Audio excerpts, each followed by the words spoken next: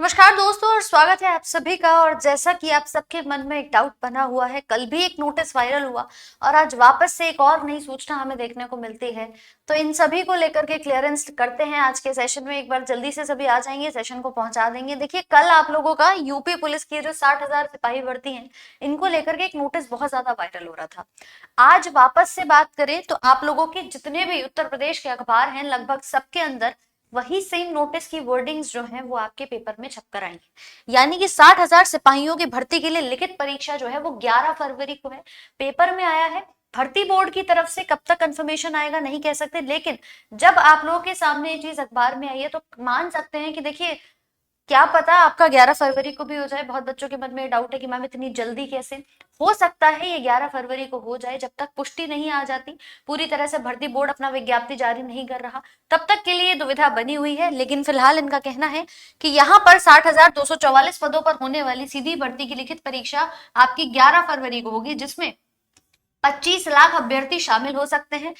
ये proper Uttar Pradesh police भर्ती और प्रोन्नति बोर्ड ने इस बाबत सभी जिलों के डीएम को तैयारी करने के लिए कह दिया है। कल जो नोटिस आप लोग का वायरल हुआ था, आधे सच मान रहे थे, आधे झूठ मान रहे थे, शायद उसकी पुष्टि के लिए पूरा आप लोग के सामने हर एक अखबार में दिया गया है। बोर्ड के अध्यक्ष जो रेणुका मिश्रा है, उन्होंने डीएम को पत्र भेजा, कहा है कि परीक्षा प्रदेश भर में करीब 5,000 केंद्रों पर एक पाली में होगी, एक ही पाली में होगी। इसके लिए परीक्षा केंद्रों का चयन संघ लोक सेवा आयोग, उत्तर प्रदेश लोक सेवा आयोग, अधीनस्थ सेवा चयन आयोग और भर्ती बोर्ड के द्वारा उनके जिलों में पूर्व में कराई गई परीक्षाओं के आधार पर किया गया है। बोर्ड ने सभी डीएम को उनके जिले के परीक्षा केंद्रों की सूची देते हुए शासनादेश के मुताबिक आगे की कार्यवाही के लिए कहा है। तो लिखित परीक्षा का जो प्रबंधन है वो डीएम को सूचना पहुंचा दी गई है कि भैया आप अपना पूरी तरह से इसको प्रोसीड करें और पुलिस आयुक्त और एसपी के सहयोग में यहाँ पर इसको कराया जाए। तो कहानी तो कुछ ऐसी है कि भैया आ गया है हर एक अखबार में नोटिस।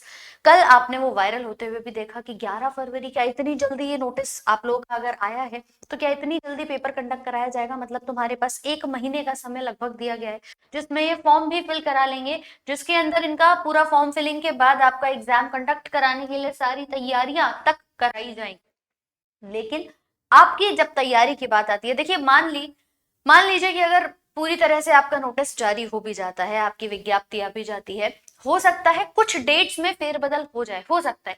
लेकिन मान लो अगर नहीं हुई तो भैया हमें अपने आप को तैयार रखना है 11 फरवरी के एग्जाम के लिए। आप लोग का ये जो पेपर रहने वाला है, इसमें समय बहुत कम होगा, इसलिए अपनी तैयारी में लग जाओ।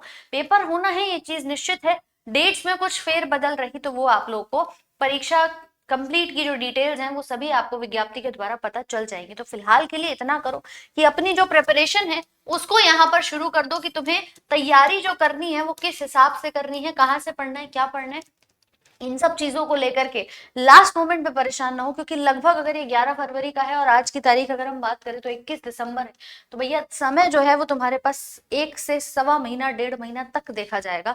उससे ज्यादा टाइम हमारे पास नहीं है।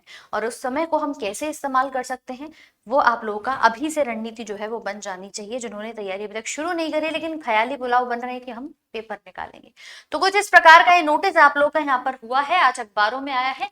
इसी की सूचना आप लोगों को यहाँ पर देनी थी। बाकी जैसे ही विज्ञप्ति आती है और कोई अन्य नोटिस आता है, आप लोगों से फिर मुलाकात होगी, सेम टाइम सेम जगह इसी प्लेटफॉर्म पर। तब तक के लिए अपना ध्यान रखें। Thank you so much.